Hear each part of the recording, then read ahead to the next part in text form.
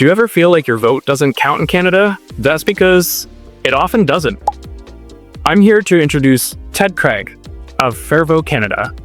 I brought him on today to be able to discuss why we need some sort of electoral reform, because it doesn't represent who we are as a country. It doesn't get our voice out. And they've been advocating for a long time. This affects every entrepreneur, business, small town. If we don't address the underlying issues of our political system, it's never going to change. So I'll leave an introduction. Ted. Great. Well, thanks for having me. My name's Ted Cragg. I'm a longtime volunteer and the spokesperson now with Fair Vote Canada. Happy to be here and talk about this topic. I've been talking about this for like 20 years, and here we are still, but we're making progress. I think the fact that I knew who you guys were, like, as a testament to what has progress you've had, because that has been sitting in the back of my mind for I don't know how long. And when I saw your opportunity, you guys out there, I was like, you know what? I'd like to talk about this, and look where we are.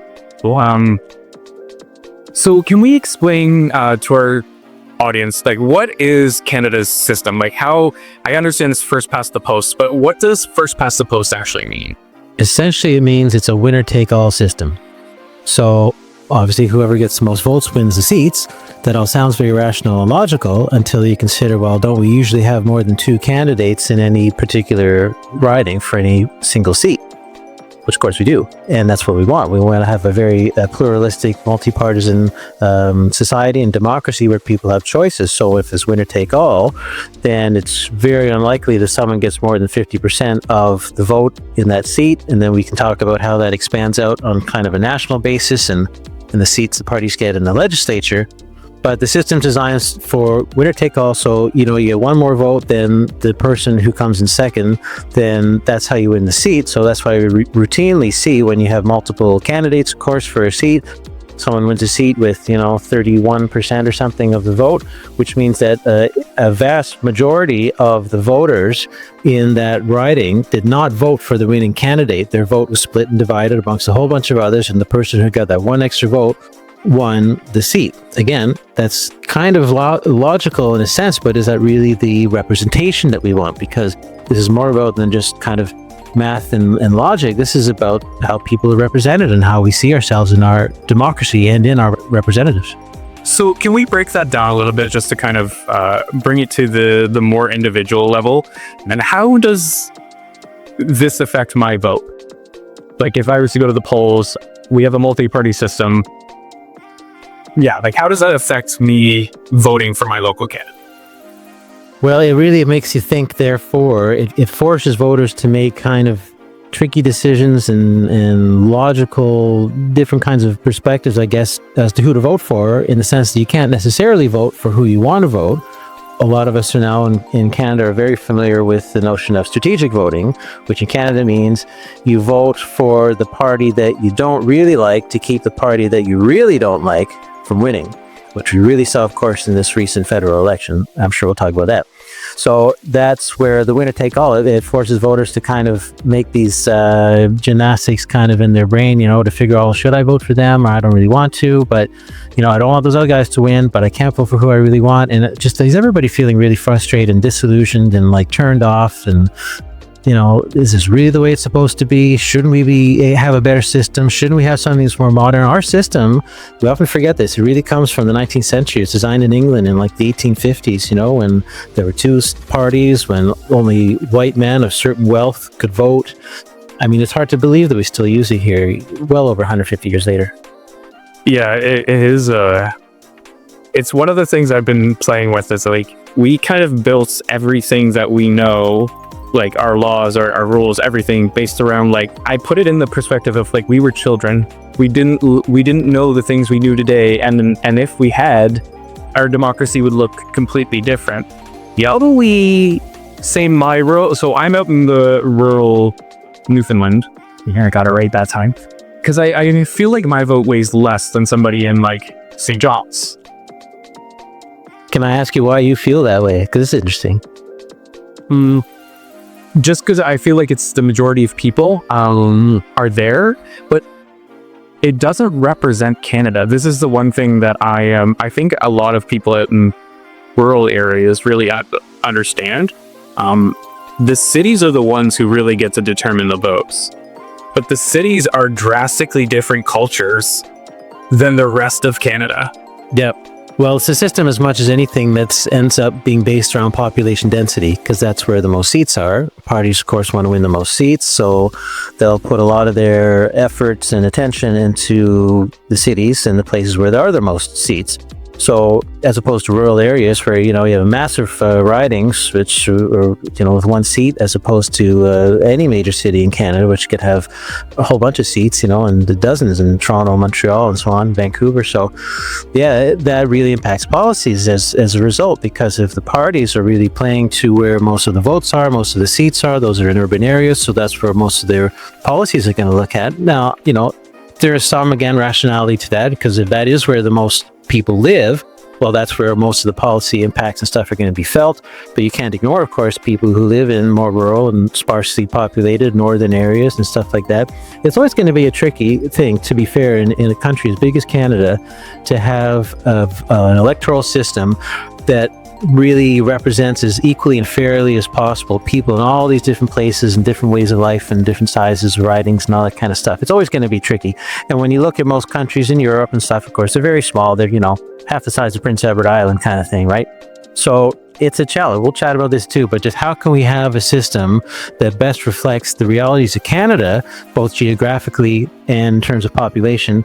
I think we really have to get through our concept that we can't have something that's perfect. The notion of trying to find a perfect system is really tricky at anything, but we can definitely do better than what we have right now.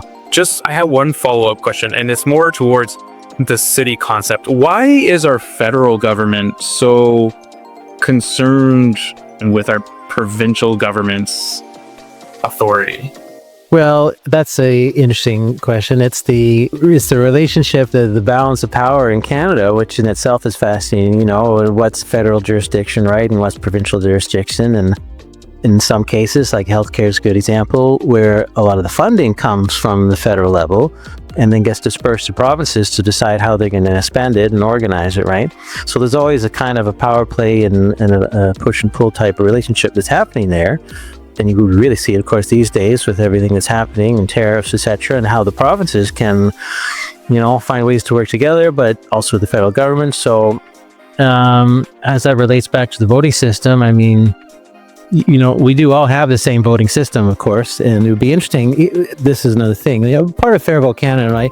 Our argument has long been that once the domino falls somewhere, whether it's federally or in a particular province, whichever that might be, once that domino falls and people see in the rest of the country, if it's not federal at least, but they see how a new system can work and they see how that plays out just in day to day and how people voted, what the representation is like, and then the feedback. And people, I'm pretty confident they would have therefore gone to the ballot box and say, I felt better about my vote because I have a better representative system and my vote actually contributed and I did not have to vote strategically. So as soon as that domino falls and people start to see what it's like, and we can really expect some momentum to happen. So that kind of comes back to the play between the federal and provincial jurisdictions.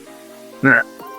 So let's move on to the next topic, because a lot of my audience is US based. So I do want to get into comparing the US political system versus ours.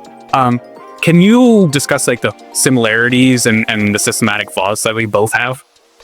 Well, we both have the winner-take-all system, essentially first past the post. I mean, the difference in the states, they don't have as much of the legislative system that we have in constitutional monarchy, of course.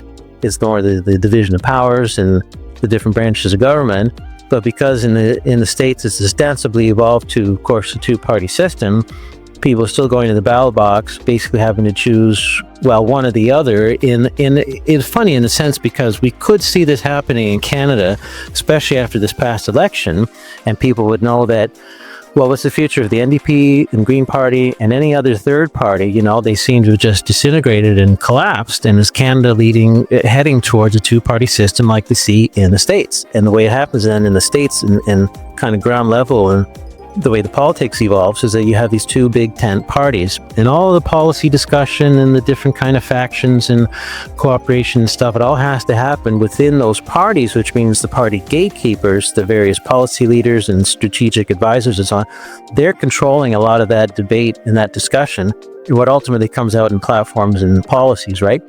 And the argument for proportional representation is that we should not have that so much behind closed doors. It should be individual parties that present their policies and have those debates, and then let the voters decide. The voters will go to the ballot box and they'd have a legitimate choice between different parties and their different policies and options, instead of saying, well, I have to vote left or right, I have to vote green or red, whatever it is, and then kind of let them decide, you know? I mean, sure, you could become a party member and go to conventions and all that stuff, but not many people are really going to do that. The whole point of democracy is people should vote at the ballot box on election day for a fair and legitimate choice.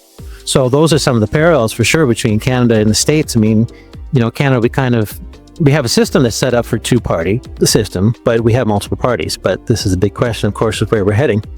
But at the end of the day, it's still winner take all. So, you know, it's still whoever gets the most votes. You see it in the States with the Electoral college system, right? Where, I mean, literally a presidential candidate can have one more vote than their rival, and they win all of the electoral votes in that state. That's a perfect example of winner take all. And I don't think many people feel that that's a pretty good system in 2020s here. Yeah, they're still complaining about the legitimacy of the 2016 election, let alone this last one. Can we clear up some misconceptions like Canadians hold that like our system's superior in some sort of way just because it is the same system? We are going towards the US. This is what I'm trying to understand in my head. We've had a multi-party system and democracy for I don't know how long, well, you know how long. Well, you could say in Canada, I suppose probably since the 1920s or so, it's really been more than just liberals and conservatives. Since around then, there's been, you know, farmers' parties and progressives and social credit and all that kind of stuff. So we've been quite used to multi-party politic here for, you know, a solid 100 years. The thing I'm trying to get my head around is how it just seems like in the last 10 years, 10, 15 years, and I hate to say that because I'm basically saying the slogan of the Conservatives, even though I don't align with any party, because none of them align with Canada right now, in my opinion. Like, how did it become like this? Is it coercion from the States? Can we go into that a little bit? How did it come like what, in what sense? How do we lose our multi-party system that actually supposedly represented us? Well, again, it comes back in a sense, has it ever really? Because we've never had the voting system that reflects multiple parties. So, yeah, it's interesting because, well, the NDP, the Bloc in Quebec, you know, various other parties from time to time have been able to get a foothold because of kind of regional, maybe density of their votes. The NDP is largely an urban vote, and so as we talk, there's, you know, a lot of seats in urban areas. They could count on some in Toronto and Vancouver and so on. And labor movement too for a long time. But, you know, so if they have, you kind of have to match like the demographics with a political base in large enough volume to give you a number of seats to compete under first past the post. And if it's proportional representation, every party would at least have the chance to be competitive in every seat in every region of the province. So we often say this, you know, because Fair Vote absolutely is a nonpartisan, or we like to say even multi-partisan organization. People support electoral reform, whether they're conservative, liberal, NDP, Bloc, really, or anyone else, right? And it benefits everybody in different ways, but it's something that applies equally to everyone if everyone has a fair and equal chance. So if you're conservative in downtown Toronto, when do you ever get someone elected that represents you, right, for where you live? I mean, it's once in a blue moon. And of course, if you're, I guess, a liberal, progressive, and, you know, stereotype is Alberta these days, or interior British Columbia or something like that, like you very rarely, if ever, have someone that you align with that becomes your representative. And it's like that for generations, for decades. So proportional representation at least gives every party a chance to be competitive across the country. Now they have to earn those votes, of course. They have to be organized. They have to know how to do that. But the system gives it the chance because you don't have as much the strategic voting. And how would our results change, therefore, if people were not voting strategically, if they really felt that every vote had an equal weight and we didn't have safe seats and all this kind of stuff? And we know how our elections are kind of boiled down to what, a couple dozen or so seats in every election that are the swing seats. They're competitive, and that's where you see the party leaders going all the time. They put lots of money in advertising. It's the same in the States as well. And everybody else is just kind of ignored because we already know who's going to win. Like, what kind of system is that, right? And proportional representation at least, again, gives every party a chance to be competitive across the board. So, you know, again, we've been living under first past the post for, well, since the existence of Canada here, 1867, etc. So we're kind of used to that. Third parties, yeah, they've been able to get a foothold. Of course, it's interesting to think about what happened in the 90s, right, when the conservative movements fractured, not just in Alberta, but in Quebec as well, when you have the Bloc take over a lot of the former progressive conservative seats there. And then, of course, the Reform Party comes about, but mostly with Forum Out West, and that really split the vote. And even if at the time, we'd have to look at the numbers, but if, say, in the 90s, maybe the Reform/Alliance Party combined with the Progressive Conservatives, who still existed at the time, together they may have won an election, or they may have been able to form a coalition kind of thing if it had been really proportionally divided instead of, you know, votes concentrated in certain areas. Instead, they split the vote. Their only option, therefore, was to merge, as they did in the early 2000s, and become the Conservative Party, to give them a chance to be competitive. Well, from a democratic point of view, voters lost some of that choice as a result. What if people wanted to vote Reform? Or what if they wanted to vote Progressive Conservative? Now they don't have that choice. It has to be that one big tent party, which is kind of maybe what's happening then if center left, you know. I mean, who knows what happens with the NDP or the Green Party or anyone else. If they disappear, do they fold into the Liberal Party? This is the kind of stuff that evolves, right? When winner take all and first past the post system, which you end up with these two big tent parties. So you could argue that we've kind of held out in terms of our multi-party system all this time, but is it going to last much longer in the way politics is going these days and everything's so split and divided, right? It's a dangerous time for democracy. So I just came up with a thought. You're echoing our democracy following the ethics of capital rule, to be honest with you, which kind of aligns things a little bit more for me, because now I'm starting to see, capitalism kind of pushed us this way because it's a winner-take-all system, which is ridiculous because a good capitalist system pushes out the bad actors and keeps out the good actors, which makes little to no sense. Well, we get into a deeper question. I don't know if we want to go into too much political philosophy, but who designs the system? Who is the voting system really meant for? Is it for the people? Of course, they like to say that in the rhetoric. Is it for the people, or is it really for the politicians themselves and the people who are in charge, right? This is a real big takeaway. It was kind of obvious when you think about it, but we've really come to realize this in the electoral reform movement over the last, I guess, 5 to 10 years. It's very, very hard to expect people who were elected under a certain system to want to change the same system that got them elected. There's an inherent bias there. And as much as you'd like to think that, well, you know, the goodness of their heart and kind of the big picture and the health of democracy and all this kind of stuff, they would say, no, we should have a proportional system where people are better represented. I mean, there are a handful who do it, and really honest kudos and credit to the politicians of all parties who have stepped up and said, yes, we should change the system, even though I might lose my seat, even though I may have to compete against, you know, my caucus mate in the neighboring riding now for the same seat or something like that. But, you know, you could always look at the bigger picture to say that their own party would be better off in the long term. Anyway, but for the most part, it's very tricky to get the entrenched, established interest to change the system that they're used to, that got them there. So that's a big, big part of the challenge. It also speaks to one of my videos that I'll point out below for everybody, where I talk about the Canadian monetary system and how it kind of governs everything, which is interesting when I think about it, because the start of our monetary system was actually us looking at the US and being like, they are being reckless. Let's sit down and actually start something that works for us. And somehow we ended up in the same system. But I discussed that in that video. That's for another time. Can we go into what are our options? Like what kind of systems are better than this? Can we? Yeah, this is the fun part. So, I mean, a key takeaway for starters is the fact that most democracies in the world use proportional representation. Canada is very much an outlier.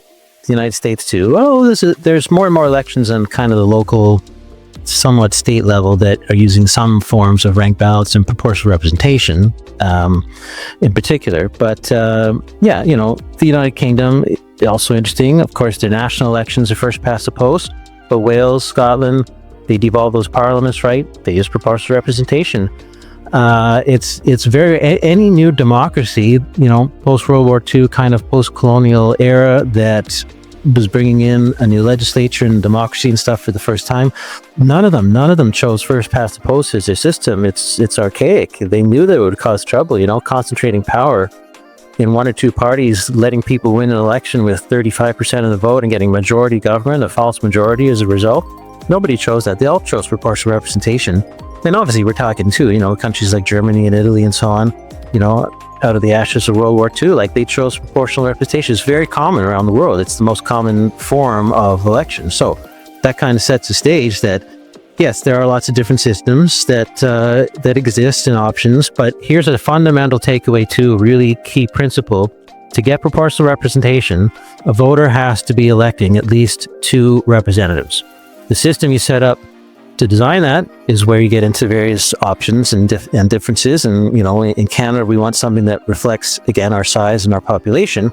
But imagine this, as a voter, you go into the ballot box and your instructions are to be electing at least 2 representatives. And that's what gives us the better proportionality. It may not be exact. In other words, a party might win 30% of the vote in an election, and they end up with 35% of the seats, or maybe 28% of the seats, right? But it's a lot closer than what we see nowadays. In the Ontario election earlier this year, the Ontario Liberals won 30% of the vote. Then they got, I think, 13% of the seats. They finished third in seat count, even though they had the second most number of votes. They got like 10% more votes than the NDP, who actually finished second in the election with more seats and formed the official opposition.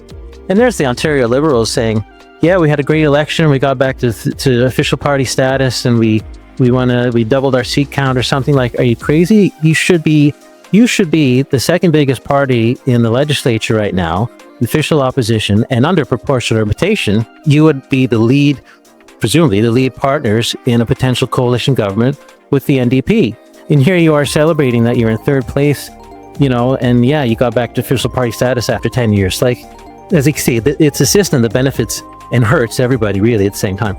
But it comes back to the voters have better representation because they have at least 2 people they can go to for representation. So we're so used to the notion that you have one MP or one MLA or whatever it is, and it is who it is. And if it's not somebody you voted for, or someone who aligns with you, I mean, yes, they're there to represent you and they'll always say that, but do you really feel like you have much connection to them and their beliefs and stuff? You can't expect the people you vote for every time to win, but under PR, you have a much better chance, because imagine if you had at least 2 representatives, well, then you can choose. If you don't like one, you can go to the other. They may both be from the same party, and it may be a party you didn't vote for, but at least you have another option of someone you can go to, right? That right off the bat is better choice, is better representation. So yeah, we can talk about how the systems are set up, but the fundamental principle is voters are instructed or in charge of electing at least 2 representatives. And that's what helps give you PR. Yeah, the other thing I kind of want to address there is I feel like that those kinds of systems would also address career politicians and that kind of thing, because that is a big topic of debate in Canada right now. Is Pierre holds no job because he's been a career politician for 30 years, and it's like, well, that's a job, but these systems, I assume, do have high turnover rates to make sure that we're turning over new ideas, bringing in the best and best with more representatives. That's a good question. I suppose you could maybe study how it is in other countries. If you have these same kind of career politicians who, fill a seat for 20 plus years or something, I would think that's possible. I mean, that's still, there's still reasons why, there are safe seats and why parties always win those seats, regardless of who's running. They change the name, the old stereotype, you put a doorstop in or something and they'll win that same seat, right? If they're running under that same party banner. So there's a reason for that, because that's clearly where most of the support, at least a plurality of support in that region or that riding exists, because, most people want to vote conservative there, they want to vote liberal somewhere else, whatever it is. But that doesn't necessarily mean they're getting 50+% of the vote. If they're not, then other parties, other candidates should have at least a chance of winning maybe the second seat kind of thing. And then, of course, all of those voters who did not vote for that, and especially if the candidate in question won the seat but without a majority, so it's a quote-unquote safe seat, and a candidate from the same party wins it with like 42% of the vote. Well, there's still 58% of voters, just people who voted, never mind people who didn't vote, but let's just say the people who voted, 58% who did not vote for the person who won. So who represents them? And again, it's not like everybody gets elected, but at least there's a chance that whoever comes in second can get a seat as well, and then represent more of those people. This is the whole point here, is about representation. It's not about what's great for the politicians. It's about what's best for the citizens and getting the best representation. So if you frame it that way, and we talk to our politicians that way about it, well, that's the message that should be getting through as much as anything. I think one big message to everybody should be, you need to actually poke your politician. It's soak the fire. They're not going to change unless you're annoying the crap out of them, to be honest with you. And peace miracles to my mother and how she does it, because she gets to talk to her MP. She talks to her MP all the time. So good things going on. So she's active in it. I wish I was a little bit more, but the phone is not my friend. How do we change that? Can we update? We need to update the political system so that they're actually on Instagram and Twitter, and that's now their feed for being talked to, hopefully better in nicer ways. But again, it feels like nobody fights anymore. The generation that fights for this change, this reform, has kind of died. Does that make sense? Does that for electoral reform, or just in general? Just in general, it seems like a lot of people just kind of... Yeah, I see what you mean. I mean, it's an interesting time, of course, that we live in. I mean, you do see a lot of demonstrations. This is very much off the top of my head, but there might be something to, in the States, life generally, society does, I think it's fair to say, is more politicized. Therefore, people are more accustomed to the notion of demonstrations and protests, and of course, hopefully done peacefully and all the rest. We've seen quite a few the last few weeks. Canada, it kind of takes us a bit more of a push maybe to do that, but people aren't just going to stay quiet forever, and it depends maybe what the issue is. I mean, hey, with his elbows up and stuff, then you start to hear about it. So, I mean, you could argue also that, well, or maybe our politicians or representatives take advantage of that because they know that they're not really going to be pushed and prodded as much as they could be, and people will just kind of largely stay silent. So yeah, there's definitely an opening and a call for people to be more politically engaged. But I mean, it's also the realities, how much time people have and the ease of doing that. But at the end of the day, they are our representatives, and it's such a crucial point. They work for us. We don't work for them, and these people come and go. I mean, someone gets elected and they probably think they're going to be there forever. They might be there 4 years, and then someone else comes in. So there's kind of a temporal, very much, impermanence to it. And we need to remember that it's us citizens, it's us constituents who are the ones who stick around. We live in our homes for our whole lives, whatever it is. Those are our representatives. So you're absolutely empowered to go and tell them what you think they should do.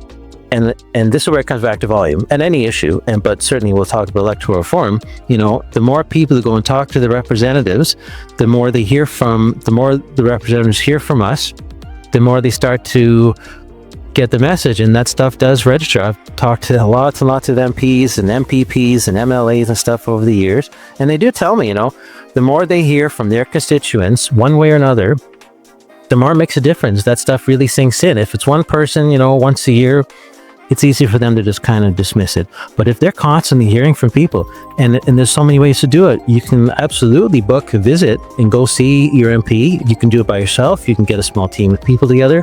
You can write letters and emails. You can do phone calls.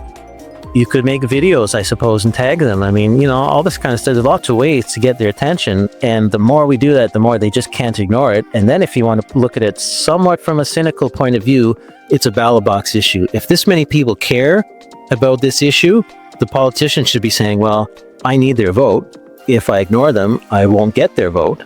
So I should really do something and tell my caucus colleagues and my party leaders and all of those strategists that I'm hearing about this from my constituents. We should do something about it. And then their caucus mate says, yeah, I'm hearing about it too from my constituents. And then their other caucus mate from the other side of the country says, I've been getting a lot of visits too lately. Imagine, right? It snowballs. Like, this really is in our power to make a noise about this. And electoral reform is a great issue to do it. Can I tell you why I got involved in this?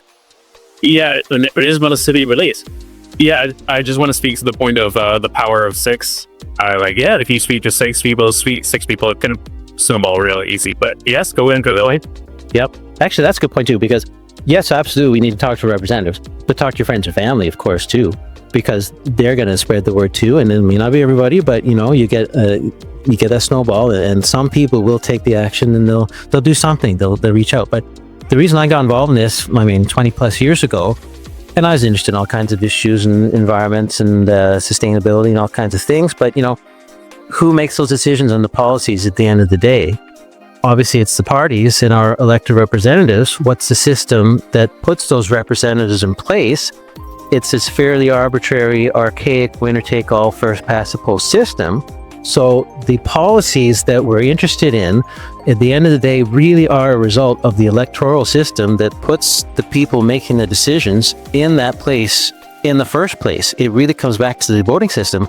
So we often meet people and they're like, well, I'm not all that interested in electoral reform, but, I care a lot about education or First Nations rights or, environmental issues and healthcare and all this kind of stuff. Well, you should care about electoral reform, because the people that are making those decisions are elected under this very old archaic system. If we change the voting system, it's not going to solve everything, but it will definitely make things a lot more accessible, better representation, and much better policy. You don't have these policy swings, right, where the classic Canadian thing, you throw the bums out after 8 years or whatever it is, 10 years, and some new government comes in to the other side and they undo virtually as much as they can, virtually everything from the previous government, all kinds of waste and hundreds of millions of dollars that is wasted and spent, and businesses and people are trying to keep up, and it's like, we don't have to do that. There can be changes and policy changes and evolutions, but they don't have to have that kind of a wild swing, because when you have coalition governments and parties working together, it's in their interest to have stability, and they're all going to, more parties, at least not all of them necessarily, but more parties will be part of that process and have contributed to policy. They're not going to then turn around and say, well, I'm going to undo the thing I've just worked 4 years on, right? Like, take dental care or something. If this is just very arbitrary, but if conservatives had been part of the dental care plan, let's say in packaging in Canada federally, the last couple of years, if they were to win next election, they probably wouldn't go in. I don't know if they'll do this or not, but they wouldn't necessarily go in and try to reverse it and undo it or scale it back, because they were part of that policy in the first place. They may change it. They may certainly put their twist on it or something. But everyone has a seat at the table. More people, I should say, have a seat at the table, which just makes all the policy and representation so much better. Yeah.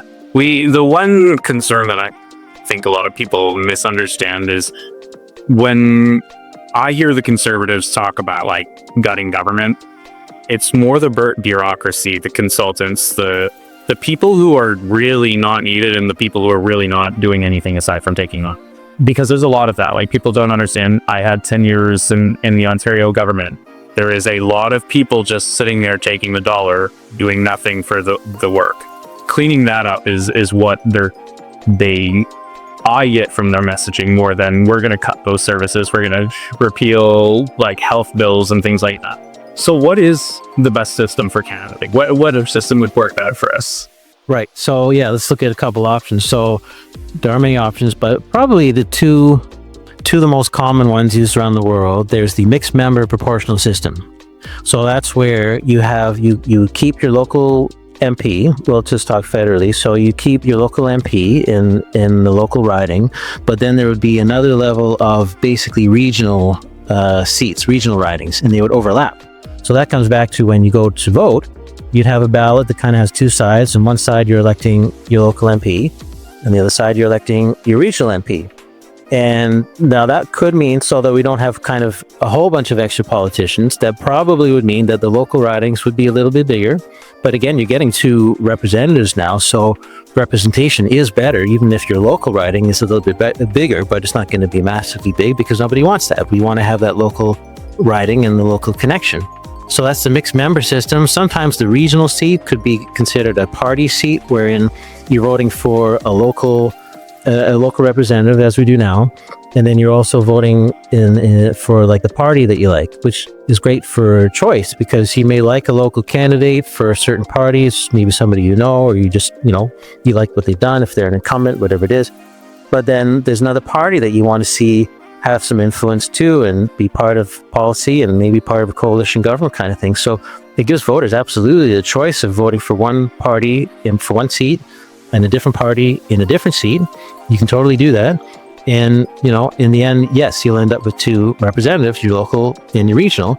That gives a much better chance of the proportional, the number of seats that parties win in the legislature, much closer to the popular vote that they receive, therefore, in the election.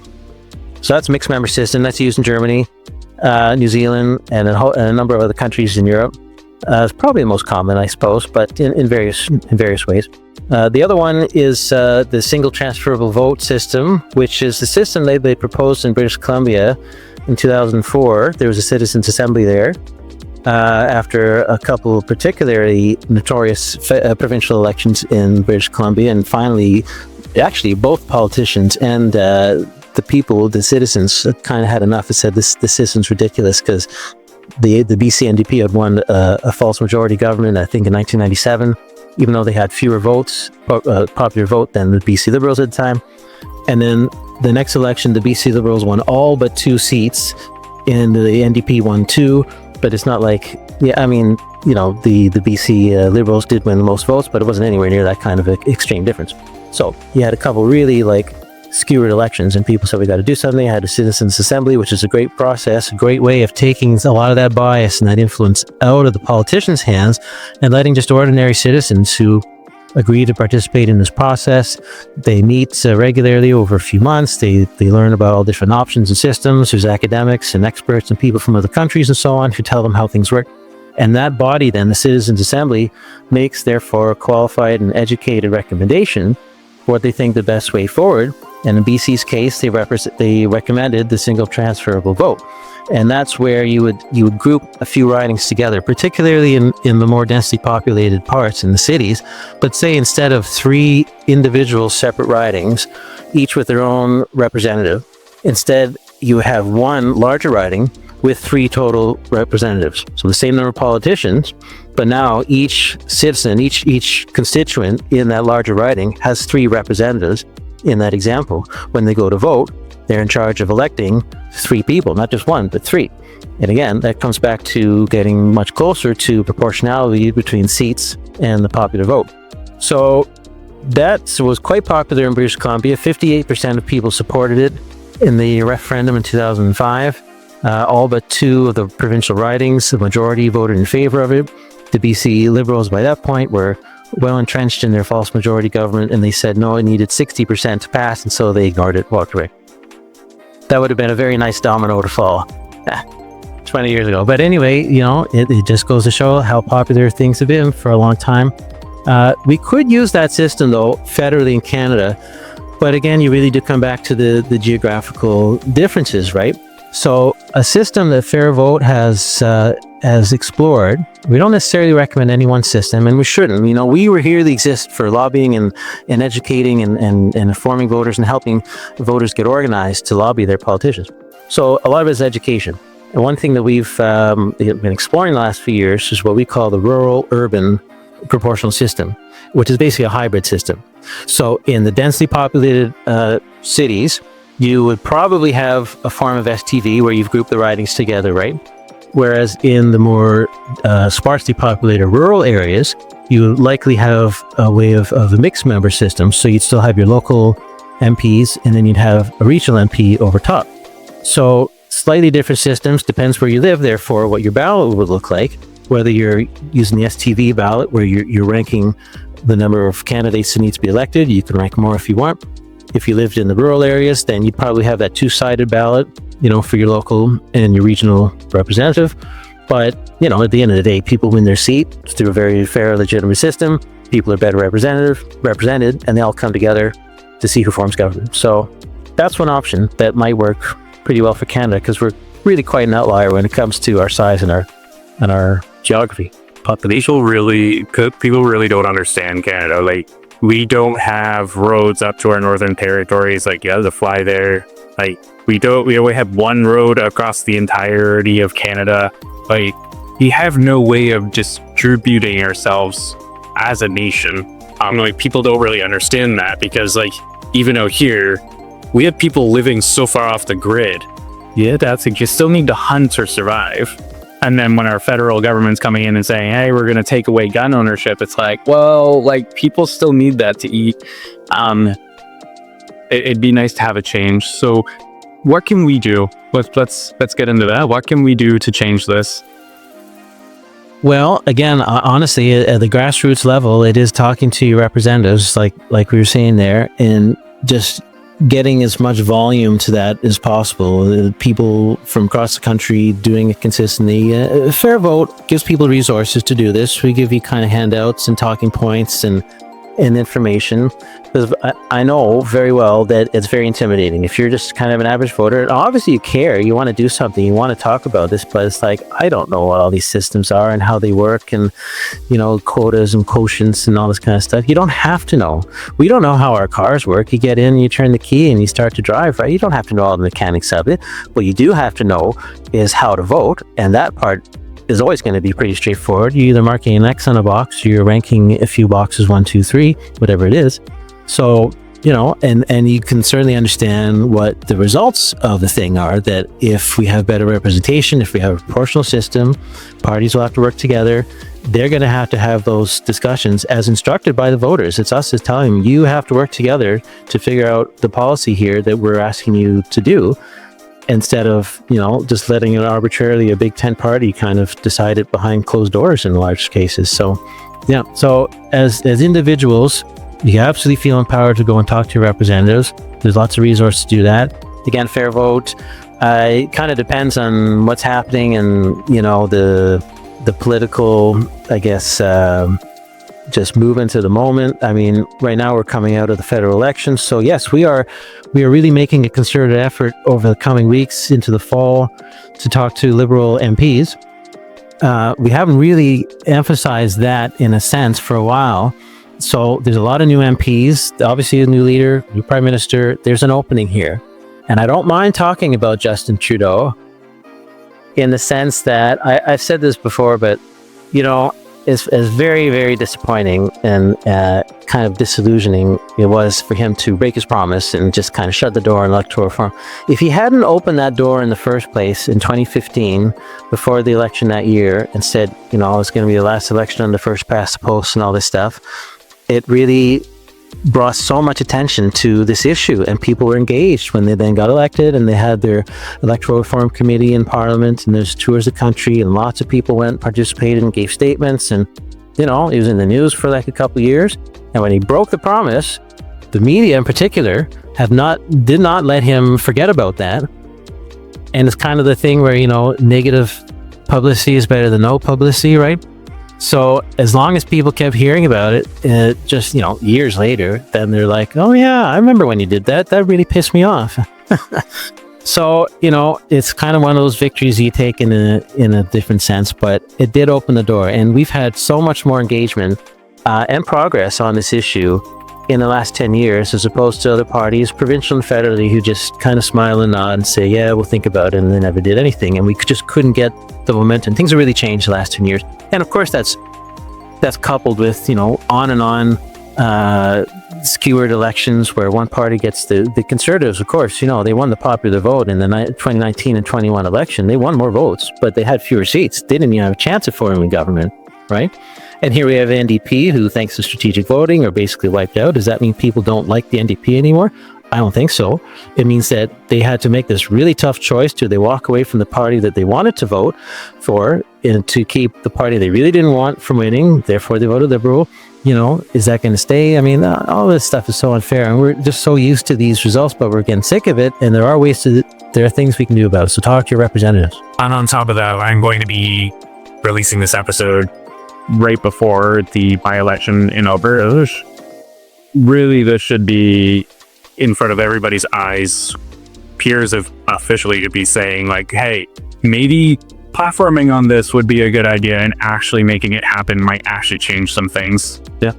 That's my hope anyways. I should say one thing. Now, this is interesting talking about publicity. The long ballot initiative, that is not Fair Vote Canada.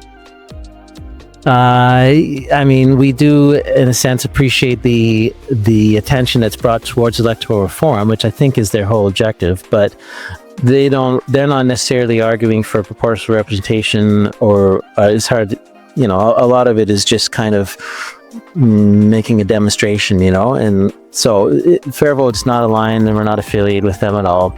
And I'm wary of any kind of negativity from that campaign, saying, well, this is what proportional representation is going to be like. It's not. I mean, yes, you should have a couple more parties over time that emerge, whether it's federally, provincially, because now they have a chance of actually winning. There'd always be a threshold where you need at least 5% of the vote to get elected, because otherwise you get a kind of an Israel situation where you have, these one single issue fringe parties winning one seat, and you've got 30 parties or something in the legislature. That's not going to happen here. We're way too big a country, and we set thresholds to the voting system where parties need to get 5%, which is pretty hard. The Green Party, the People's Party, these smaller parties, like, they rarely get if close to that. So that's one of the things. But yeah, it's I had to point that out, because the long ballot initiative is not really related to the proportional representation campaign. But it is a good highlight to say, hey, like, we need some sort of change here, and everybody's seeing it. So yeah, I agree. It is good publicity, but yes, let's make a little bit more considerations than what they're thinking right now. Is there anything else we should touch on before head away, or anything you'd like to pluck? That reminds me of another kind of misnomer, which comes back to ranked ballots. We've spent a long time battling with, Justin Trudeau and Liberals over this. There's a difference between ranked ballots and the system. Ranked ballots is just the design of a ballot. Again, you mark an X, so you rank candidates. It's a system that they use for that really matters. His idea, regardless, when he said it was the last election, the first past the post, it wasn't going to be in his mind. He would have just changed the ballot. So if you still have a winner-take-all system, whether you're marking an X or you're ranking candidates, it's still winner-take-all. There's only one person that can win, and you don't get the representation that people want. That would really lead to that two-party system we were talking about, because smaller parties, they just could never be competitive. You have to be a pretty centrist, big tent party to have the support to go through all the rounds of counting, right? You might not get a whole lot of first place votes, but you get lots of second and third place votes. Just those centrist kind of compromise parties that would win most of the seats. Therefore, we get back to where they discuss everything under their own big tent, and they control that discussion. It's not voters who are making that choice at the ballot box. That's ranked ballots in a winner-take-all system. You can use ranked ballots in a proportional system. The single transferable vote is usually used with ranked ballots. You kind of have to, because you're electing a number of different candidates, but it's a proportional system. It's not winner-take-all. So there's always some confusion we need to clear up there between ranked ballots as a design for a ballot and a proportional system that they should be used in, if you're going to use it. Yeah, and I want to pick at a point there, because the percentage basis is ridiculous. Like, when I look at that, like, Canada has 40 million people on average, and then I look at my follower feed, and that's kind of a good representation of how massively different that is in scale, right? Like, I could take 5% of 40 and be like, okay, here's my follower count for anybody who's interested to actually see that comparison and see how much of that representation you need. In order for me to get where I'm at, I've been campaigning for months, and any system, any party that's doing that, is bound to run out of money. Is this right? Well, the Fairvote website is fairvote.ca. Lots of great resources. There's some fun videos there. If you want to dig into the systems and how they work and what they look like in other countries, you can do that. You can see what ballots look like. But yeah, there's resources to, help support you to visit your representatives. If you can see, we have a list of various chapters and kind of ad hoc or grassroots organizations across the country on a local level. So there hopefully is something where you live. If there's not, you can start one, which I know sounds intimidating, but really, like, you can just get yourself a couple of people together, go and meet your politician. They'll think that you're much more substantial than you are, and in a sense you are. It's one of those things where there's a silent majority, right? They don't say much, and they're not going to go and meet MPs. But the people that do meet the MPs, they're representing all those people who don't have the time or the interest and so on to go out and say it. But it doesn't mean they don't support electoral reform, or that they wouldn't if they were asked, right? So we can say a lot with small numbers, essentially. So feel free to start a chapter or a working group, and reach out to us. We always support that. There's a mailing list, of course, too. And really, aside from that, I mean, a lot of this at the moment, and we're kind of mid-2025 here, is we're kind of feeling things out, for the next few months as to where to take our campaign here and our lobbying. If there's any more kind of concerted campaign, let's say that we make another push for a citizens assembly federally, which certainly could happen. We may kind of come back to really emphasizing that in the media and talking to people and politicians. So keep an eye on that. There may be campaigns that you'll hear coming from Fair Vote, and you're welcome to participate and help spread that message. This is our democracy. We deserve better representation. It's 2025, for God's sake. I agree, and we'll end up there. So thank you very much for coming on, and I hope everybody enjoyed the show. I have some more coming, more actual political videos coming in the future, so stay tuned and stay weird.